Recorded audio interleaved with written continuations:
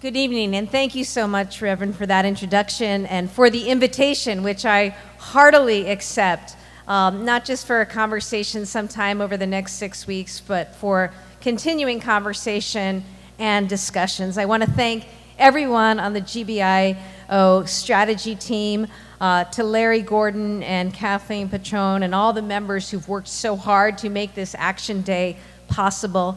Thank you. Thank you, of course, to Sheikh Fahmy for hosting us here tonight. And look, most of all, I want to thank, excuse me, I've been talking a lot lately. There's a lot to say. I want to thank everyone who is here tonight who has taken the time to come out. We have an election coming up in 2 weeks, and we need you more than ever on issues of health care, to housing, gun violence, criminal justice reform, and immigration. In all of that work, I consider us to be partners. Now, when it comes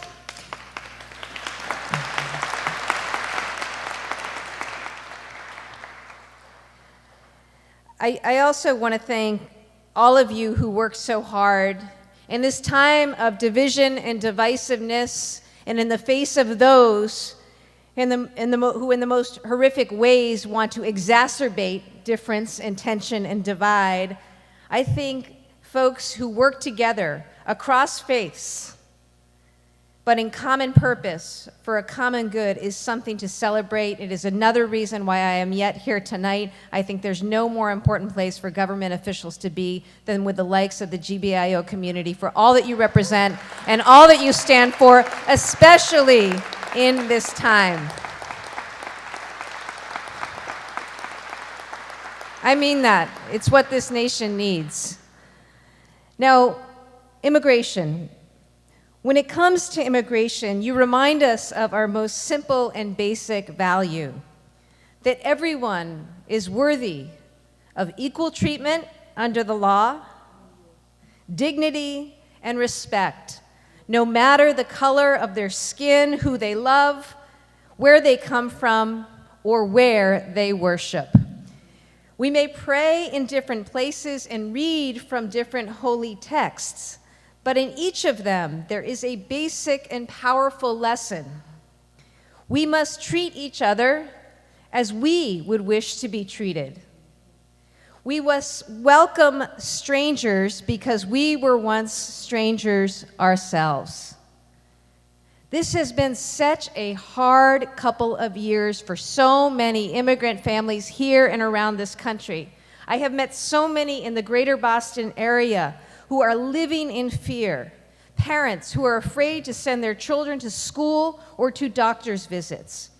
This is not how we should live. These are not American values. My message tonight for everyone who is afraid, for everyone who is angry, is this: we are still here for you, and we are not going anywhere.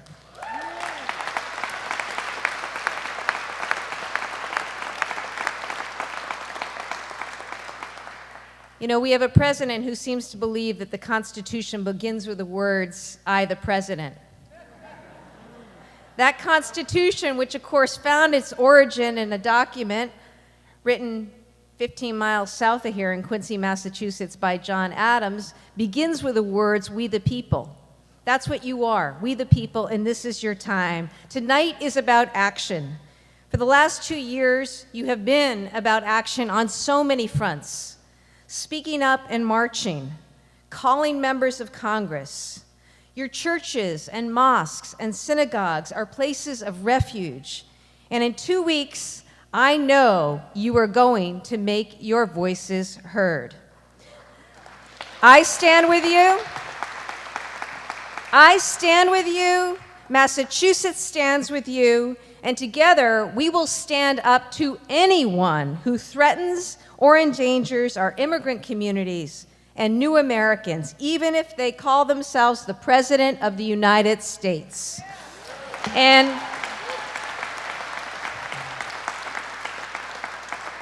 And as your Attorney General, I'm committed to working with others in office and certainly other attorneys general around the country to make sure we stand up for civil rights, we stand up for our Constitution, and we make clear that we understand the need to respect the dignity and the worth of every human being in this country.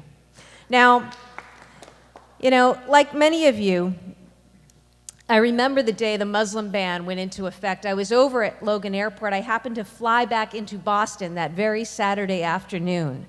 I met families with loved ones trapped behind the gate or held abroad for questioning. But I wasn't there alone. I was there with so many of you, members of the GBIO community and GBIO congregations, who rushed to the airport to offer their services, to offer their love and support to families in fear and in need. In the days that followed, my office worked hand in hand with our universities and legal aid organizations in states around this country. We went to court and beat back 2 different versions of that ban. That work continued with the DACA program. We sued to defend and keep in place the DACA program because Americans are dreamers and dreamers are Americans.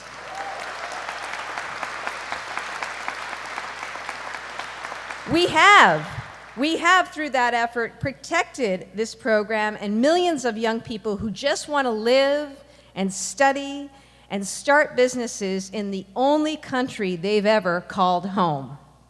Along with the GBIO community and its congregations from around this country, we went to court to protect the TPS program and protect thousands of Salvadorians and Haitians and others who have made a life here and should stay here. We know that TPS has been a lifeline for thousands of families in Greater Boston who are as much a part of this community as anyone in this room. And earlier this month, we won again in court.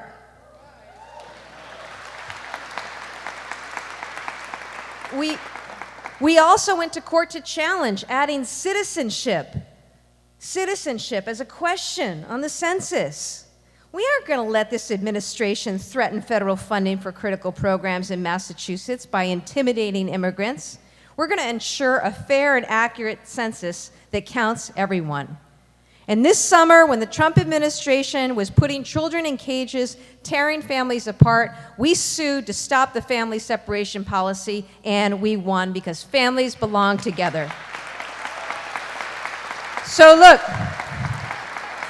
I know the red sign is on, okay? But I want you to know we're going to be there in court. I've been there with guidance. I've been there with instruction. I've been there with assistance. The People's Law Firm is open and alive and working in support of immigrant communities around this state. Thank you for all that you do. Thank you for your continued partnership. And make sure you do everything that you can to make sure that everyone you know and love and touch is registered to vote and takes care of business 2 weeks from tomorrow, okay?